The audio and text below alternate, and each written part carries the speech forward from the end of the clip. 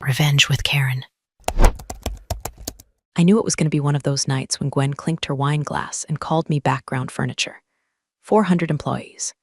Fancy hotel ballroom. Champagne towers and sea base no one actually ate. And right there in front of my entire team, the CEO's wife, dripping in diamonds she didn't earn, looked me dead in the face and said, "So Linda, when are you finally going to be worth something here?" Laughter. Nervous at first, then louder. Contagious, like a slow-building rash. I smiled, but not the kind that reaches your eyes. I smiled like someone who's heard the starter pistol and knows exactly where the finish line is and where to bury the bodies along the way. I raised my glass. 8 months ago, I said. She tilted her head like a confused Pomeranian, then let out this shrill little laugh that sounded like it was rehearsed in a mirror. I added, just loud enough to carry past the jazz quartet, "Understand tomorrow morning. When legal finally opens that report they've been too busy to review, that shut her up. I'll back up for a second, though. My name's Linda, 12 years at Haverson Capital. Operations Director, technically, though I stopped using my title after they gave the VP of Infrastructure spot to the founders, Godson, Brent, whose only qualification was once winning a Fortnite tournament in the break room. It built half the back-end systems this company runs on. I've trained, fixed, streamlined, optimized. Quietly, cleanly. No drama, no politics, no backroom handshakes. Just discipline and spreadsheets that don't lie. That's the problem, apparently. I don't perform, I don't golf. I don't flirt with execs in Patagonia vests. I don't drink at networking mixers and giggle at jokes about Karen from HR. I do my job better than anyone else here. Somehow, I've become invisible. You ever feel like you're the steel beams holding up a building full of glass offices? Useful, load-bearing, but never seen? That's me, or it was. And hey, while you're here, if any of that sounded familiar, do me a favor and hit that subscribe button. Apparently 95% of people don't, and I promise it helps more than you think. Plus, I've got a few more boardroom bombs coming. I wouldn't want you to miss when the next one detonates. Like, subscribe, all that jazz. Okay, back to the evening that set everything in motion. See, the thing about Gwen is she doesn't work here. She's not on payroll, no badge, no title. But somehow she's everywhere, hiring events. She's there, sipping Riesling and judging people's blazers. Strategy meetings. Oh, she's got insights because she once owned a Pilate studio in Napa. Nobody corrects her because she's married to Charles Haverson, the man who signs the paychecks. And Charles, bless his wandering attention span, thinks Gwen brings culture to the firm. You know what Gwen actually brings? Contractors, vendors, design consultants, and brand evangelists who coincidentally all used to work with her sorority sisters. I once tried flagging a billing discrepancy, $38,000 for mood boards that looked like they were made in Canva by a stoned intern. Know what legal told me? Not your lane, Linda. That became a theme. Not your lane, not your decision, not your problem. So I did what any underestimated woman with a good memory and a lot of spreadsheets does. I started collecting. Names, invoices, signatures. Conversations half overheard in the elevator.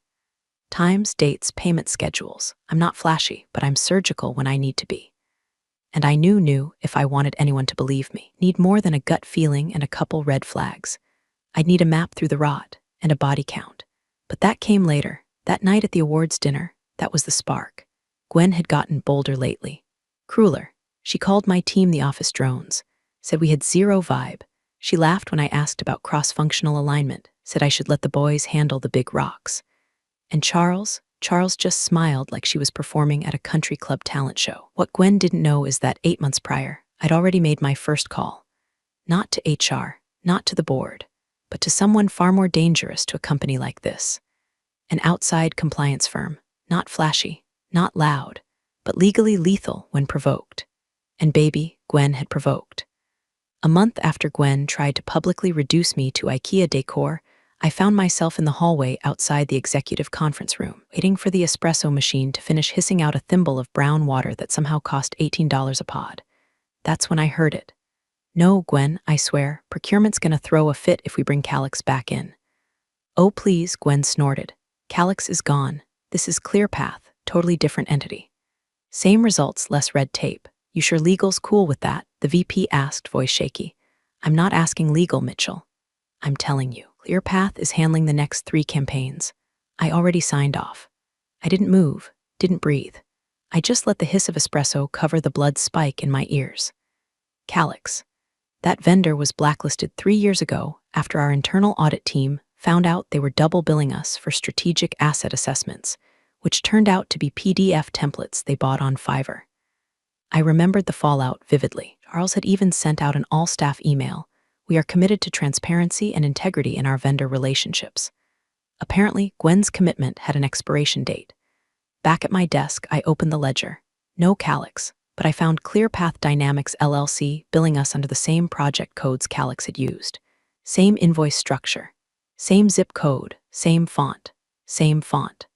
The contracts were there too, newly uploaded. No one from Ops had been looped in. No vendor vetting files, no compliance flag, but the sign-off section, Gwen Haverson's name, scribbled in with the careless confidence of someone who thought no one ever read the fine print. That's when the cold clarity settled in. This wasn't just rich lady meddling.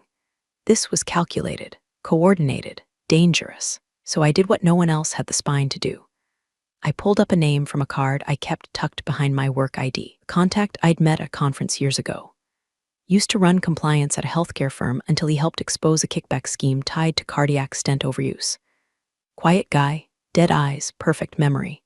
His business card just said Edwin Malik, Integrity Solutions. I called the number. He picked up on the third ring. Haverson Capital, I said. There's a vendor called ClearPath. I believe it's a front. There was a pause. Do you have documentation? I will, I said. Another pause? Okay. Let's assume this conversation didn't happen. Email me using the Proton address I'm about to give you. No attachments. Paste content as plain text. Subject lines should look like grocery lists. I wrote it all down. When we hung up, I sat still for a full minute.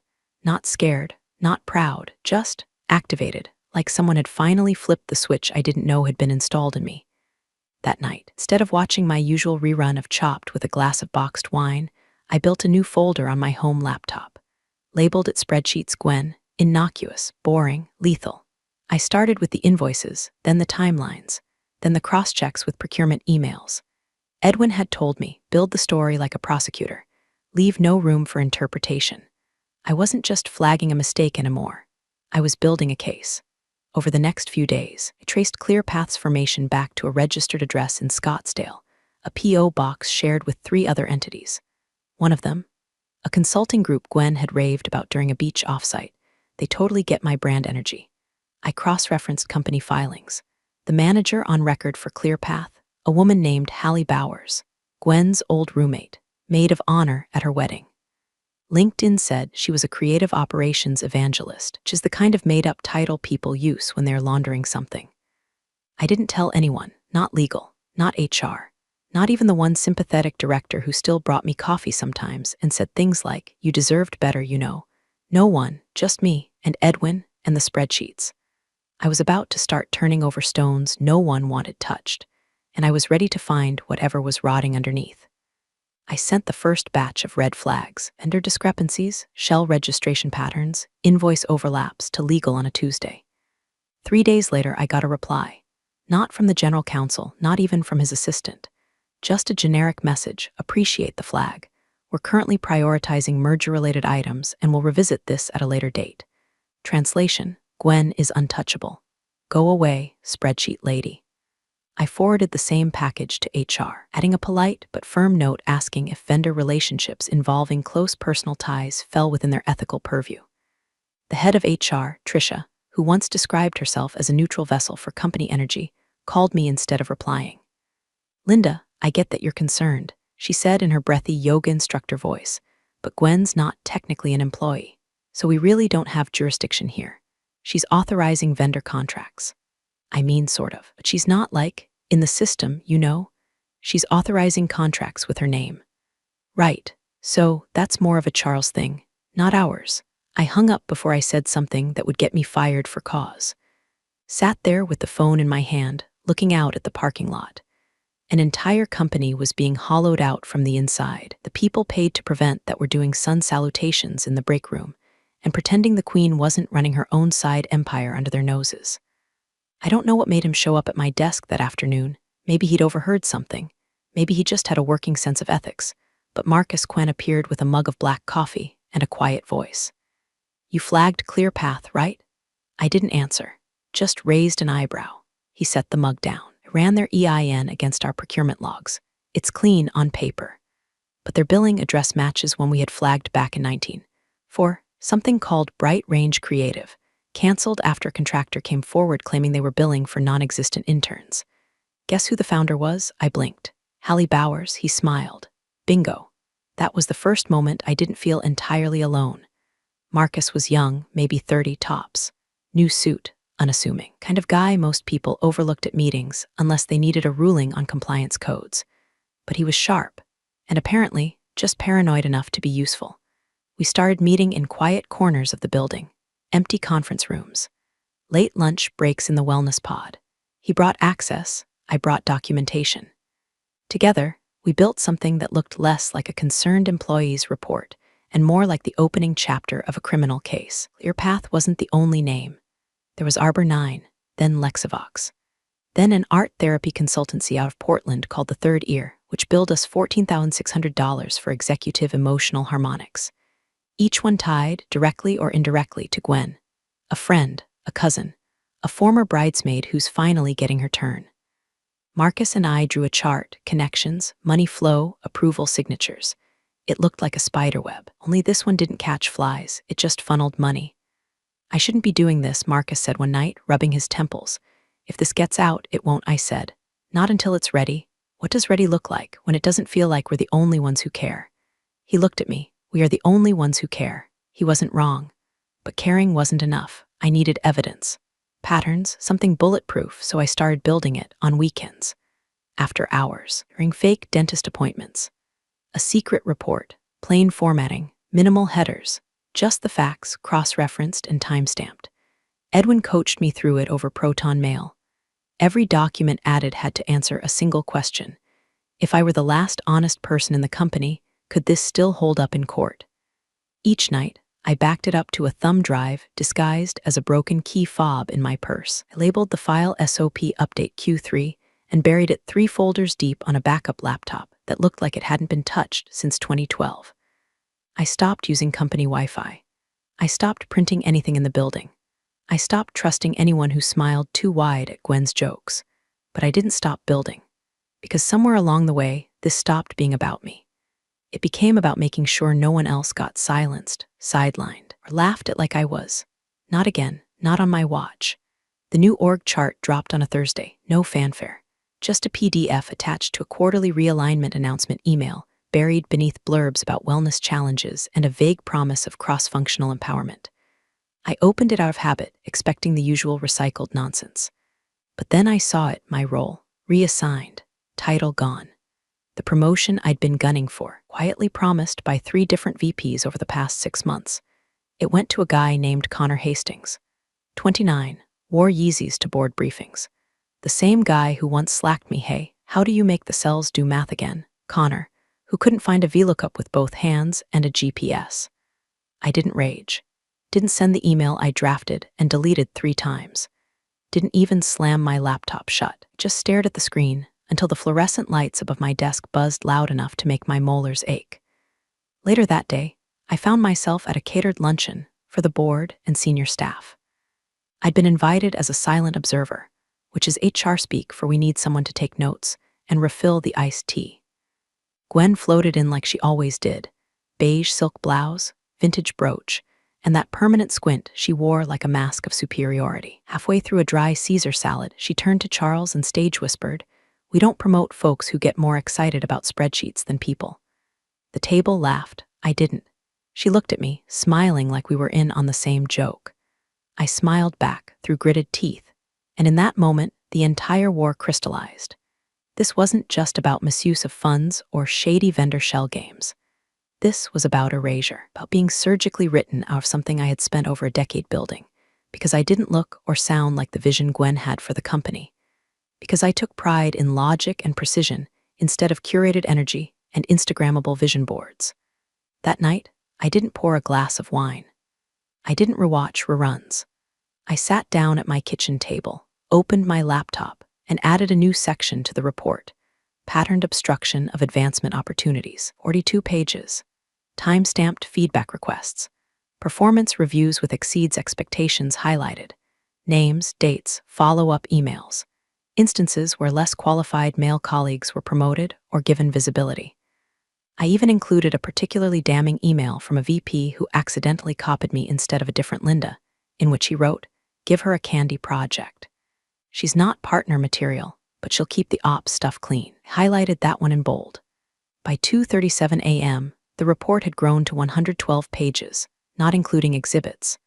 I converted it to PDF and saved a copy to the drive in my key fob, another to an encrypted folder in the cloud, disguised as a dead spreadsheet for Q4 toilet paper procurement. I emailed a sanitized update to Edwin, subject line, "Canned peaches, organic." At 3:04 a.m., I finally checked my phone. A new message from Marcus. "This will bring heat. Make sure you're fireproof." I stared at it. That wasn't encouragement. That was a warning. Because now the report didn't just contain evidence of fraud, it contained intent, pattern, malice, and somewhere deep inside, Gwen had to know someone was following the scent. I started noticing changes. My badge access suddenly stopped working on the 5th floor, where legal operated. I was told it was a system error. IT didn't respond to my ticket. My calendar began populating with shadow invites, placeholder meetings that vanished the moment I opened them. Someone removed me from the recurring leadership syncs. When I asked about it, I was told it must have been an automation glitch. A glitch with Gwen's handwriting all over it. I didn't push back. I pushed forward. I bought a burner phone. I started writing notes by hand. I even switched my walking route from the garage. Just in case? Paranoia? Maybe. But when someone as powerful as Gwen starts sniffing the air, you don't wait to see if she bites. You lay your traps, you bait them with silence, and you make damn sure that when she lunges, she falls face first into a pit she dug herself. Because the queen might be untouchable, but the board, they still bleed when you cut deep enough. The first audit request came disguised as a casual Slack ping from finance. "Hey Linda," grinning face with smiling eyes, just doing a random spot check on Q2 vendor logs. Mind forwarding everything from April through June? Random. That was the word they used. 2 days later, it was another random request, this time from internal audit, asking for reconciliation breakdowns on minor expense line items, including 2-year-old copier toner purchases. Then a request for a call. Then 3 calls, a formal meeting invite with a subject line that might as well have said, "We're coming for you," but in a friendly font. The tone shifted fast. My email style, crisp, precise, with 0 emoji, was suddenly flagged by HR as borderline hostile. I was called in for check-in meeting and handed a printout of an email I'd sent to procurement 6 weeks earlier that simply said, "Please clarify which account this falls under." I believe it's misclassified. Apparently, that line was interpreted as accusatory and aggressive. That's when I knew Gwen was getting spooked. She didn't yell, she didn't confront, she didn't call me into Charles's office and threaten to make things difficult. Gwen was smarter than that. Instead, she started quietly flooding my world with sand, just enough to slow me down, make me second-guess, make me visible in the worst ways. Then came the envelope. No return address. Just L. Marsh typed in uneven courier font and slid into my physical mailbox at work, something no one had used in years. Inside was a single sheet of paper, an invoice from ClearPath Dynamics, billed at $23,800 for consultation deliverables, bearing my name, my department code, and my digital signature. I never touched it. I hadn't even seen it in the system. But there it was, rendered in perfect digital ink, time-stamped, tagged, filed. The implication was clear. If I kept poking the bear would make it look like I was the one stealing honey. I didn't sleep that night. The next morning, I handed the invoice to Marcus. He didn't speak for a full minute, just stared at it, flipping it over like it might reveal some invisible watermark. This signature, was it auto-pulled from the document vault? I nodded. I checked the metadata. The logs say I uploaded it at 2:13 a.m. last Thursday. Online then? No, I was at my sister's birthday dinner. She's got a selfie of me holding a taco at that exact time. He smirked just barely. Well then, let's look under the hood. It took him 40 minutes. He accessed an internal system Gwen likely didn't even know existed, one built by our IT lead back before Charles decided cybersecurity was a low-priority expense. Here, Marcus said, pointing at a string of characters. See that? What is it? It's the terminal ID. Whoever uploaded this used a machine tied to the exec ops network, not your department. I leaned closer. It's Gwen's assistant, he said flatly. Natalie, her badge ID is embedded in the session hash. I felt like I'd swallowed a brick. Marcus leaned back in his chair. We just caught them trying to plant evidence. He stared at me. Linda, this has teeth, but it also has claws. I didn't respond, just nodded slowly. That night, bought a second phone under a friend's name and paid cash. I kept it powered off and hidden in a fake can of chicken soup in the back of my pantry. I used it only to send encrypted updates to Edwin, attaching each new piece of the puzzle with labels like Q3 budget notes and snack inventory report. I also made an appointment with a legal advisor recommended by Marcus's sister. We met at a gas station parking lot like we were in a bad spy movie, gave her a copy of my lease, and paid her to transfer it into a land trust registered under an LLC I'd created years ago for freelance consulting work. If they were going to come for me, I'd be hard to pin down. Innocent people don't always win, especially not in companies like Haverson Capital, where power lives in whispers and revenge wears perfume. But I wasn't innocent anymore. I was prepared. Every spreadsheet I opened now felt like a weapon. Every invoice they faked, every audit they buried me in, every rumor they whispered about me in glass offices, I logged it, archived it, tagged it with timestamps and IP addresses. Because there's a certain freedom in knowing the people trying to destroy you have no idea you already built the guillotine. And the blade was almost ready. They say every empire ends in a whisper. But sometimes ends with a microphone in a hotel ballroom and a venomous joke that clings to your skin like a rash.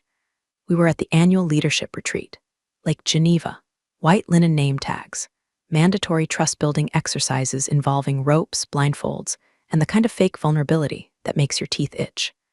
Charles stood at the podium with all the charisma of a sedated mall Santa, thanking our people for their dedication and alignment.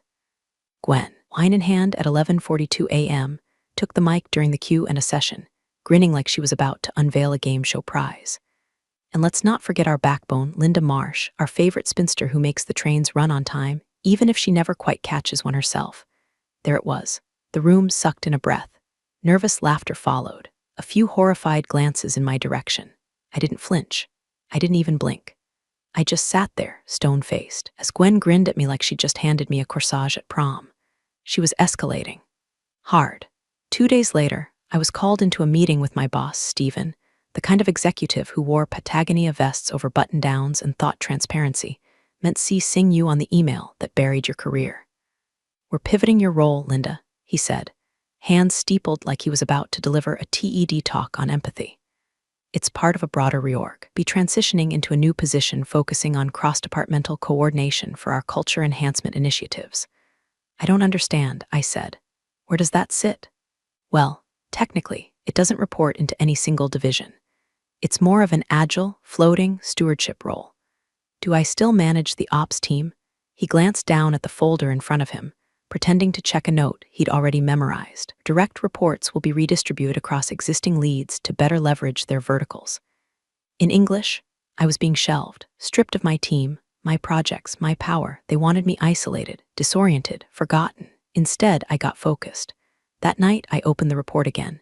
Now over 170 pages. I added new appendices, section headers, internal Slack logs with matching invoice uploads, screenshot comparisons of vendor letterheads, side-by-side of Natalie's terminal activity and the forged invoice metadata. And at the end, a 3-page summary. Direct, clinical, ruthless. I printed a copy, sealed it in a weatherproof envelope, tucked it inside a hollowed-out financial regulations textbook on my shelf. Then I sent an encrypted copy to Edwin. Within the hour, he responded. It meets federal thresholds, multiple fraud indicators, misappropriation, obstruction, collusion. I stared at that last word for a long time. Collusion. It sounded like something from a political thriller, not my life, not this beige-carpeted, HR policy-riddled hellscape where performance reviews used phrases like synergize your narrative. But that was the truth now. I wasn't just documenting bad behavior anymore. I was sitting on a ticking bomb, surrounded by people too smug to hear the timer. The next morning, I walked into work and found my desk had been temporarily relocated to a vacant storage office with no window and a folding table for a desk. My desktop monitor was gone, sent to IT for updates, they said. My badge only worked for floors 1 through 3 now. It didn't matter. Let them bury me. I'd already dug the escape tunnel. I'd built a weapon no one could ignore. Every slight, every reassignment, every smirk Gwen threw my way, it only added fuel. Isolation wasn't defeat, it was freedom. I didn't have to pretend anymore, not to be agreeable, not to be grateful, not to laugh along when they made me the punchline. The masks were off, and I wasn't planning to put mine back on. The night before I pulled the trigger, I sat on my couch in sweatpants, surrounded by the ghosts of who I used to be, old notebooks, dried-out highlighters, half-drunk cups of tea. 12 years of my life had been turned into 187 pages of names, dates, contracts, forged signatures, backdoor payments, kickbacks, vendor fraud, and complicity stretching all the way up to the executive suite. And Gwen, she thought she was bulletproof. She wasn't ready. I opened my laptop one final time, attached the report, and composed the email to the board's legal committee. Simple, clinical language. No dramatics. Just attached is a compliance escalation package, documenting activity that falls outside the scope of legal and ethical vendor conduct as outlined in the Haverson Capital Code of Ethics. Please review at your earliest convenience. I didn't send it immediately. No, I scheduled it for Monday morning, 9:03 a.m. Why 9:03? Because I knew legal checked their inboxes at 9 o'clock on the dot. The 3-minute delay would ensure it hit mid-scroll, right after they'd skimmed the usual barrage of merger noise and calendar syncs, but just before their coffee kicked in. But I wasn't done. There was one more thing. I pulled up my contact list and found an old email, Herschel Keene, Regulatory Affairs Advisor, Southeast Region. We'd met at a compliance seminar in Tampa 6 years ago. I remembered him because he wore a mustard yellow tie and told me, after 3 bourbons, I don't work for companies, I work for the system. I sent him a blind copy of the report. No commentary, no explanation. Just the file, renamed innocuously. Vendor Review Q1 follow-up PDF. I encrypted it with a custom password only someone in regulatory would understand. 42 CFR 493.1835. A code that, if he remembered his own presentation, would ring like a fire alarm in his brain. And then I waited. Next evening was the annual awards dinner. Black tie, gourmet hors d'oeuvres, flower arrangements so large they blocked your view of the stage. It was held at the downtown Marriott Ballroom, with 400 employees in various stages of dress code panic and forced smiles. I wore navy. Simple, clean, hair tied back. No jewelry. Gwen arrived late, buzzed before she even hit the table, swanning around in a dress that looked like she mugged a chandelier. She air-kissed 3 VPs, grabbed a flute of champagne, and slid into her seat with all the grace of a sitcom villain. The awards were already dragging by the time she got the mic. She was supposed to give a short recognition toast. Instead, she launched into a 10-minute ramble about resilience and vision and the power of creative disruption. And then she turned to me. "Linda," she trilled, raising her glass. "So, when are you finally going to be worth something here?" Few polite chuckles. A few horrified gasps. Someone dropped a fork. I picked up my wine glass, looked her dead in the eyes. No smile, no anger, just stillness. 8 months ago, I said, the room froze, like someone had pulled the emergency brake on reality. Gwen blinked, confused. I leaned in, voice just loud enough to carry. "You'll understand tomorrow. When legal finally opens that report they've been too busy to review." She snorted, a full-bodied, tipsy laugh that echoed off the chandelier. "Oh, Linda," she said, waving me off like a bad dream, still living in spreadsheets and fantasy. I didn't respond. I just lifted my glass and took a long sip. Somewhere across the room, Marcus met my eyes. No nod, no smile, just quiet understanding. He knew, Gwen didn't, but by this time tomorrow, the entire kingdom would. The air felt different that morning. Still, heavy, like the hour before a summer storm. Quiet enough to hear your own pulse, charged enough to raise goosebumps on your arms. I parked in my usual spot, 3rd row from the loading dock, and walked in without rushing. Gray slacks, simple black blouse, neutral lipstick, a smile that didn't try too hard to be anything.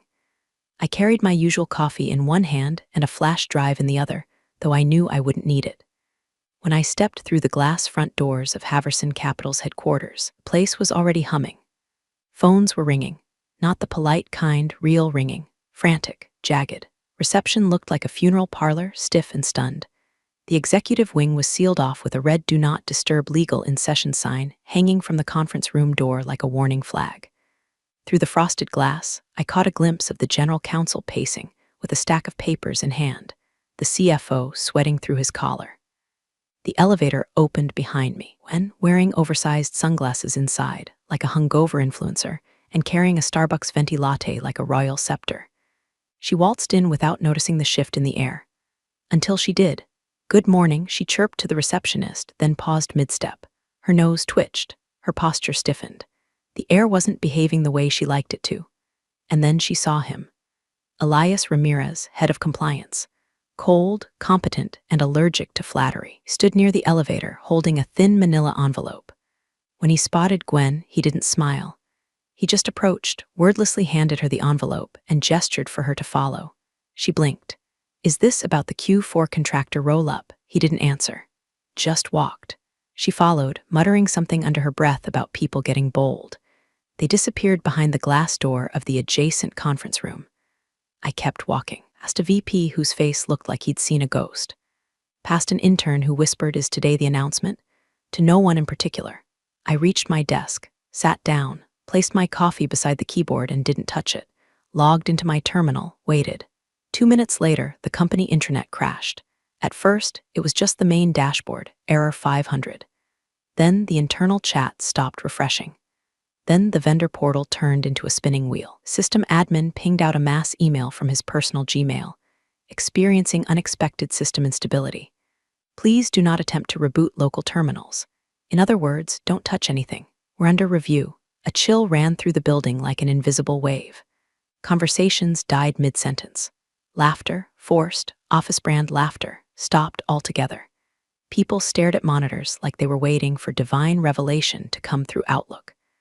Across the bullpen, Marcus walked past my desk without slowing down. As he passed, he slid a folded note beside my keyboard like it was nothing. Kept walking. I waited 3 seconds, then opened it. One word, buzzing, that was the signal. It meant legal had opened the report. It meant Herschel Keene had replied to the blind copy. It meant Gwen's name was no longer a punchline or a nuisance. It was a liability. I leaned back in my chair, exhaled slowly. Not vindicated, not gleeful, just still. This wasn't the climax. This was the silence before it. I watched people scurry. VPs argue in hushed tones near the elevators. One director wheeled his suitcase out early, head down. I sipped my coffee finally, room temp now, and stared at my monitor like it was any other Monday.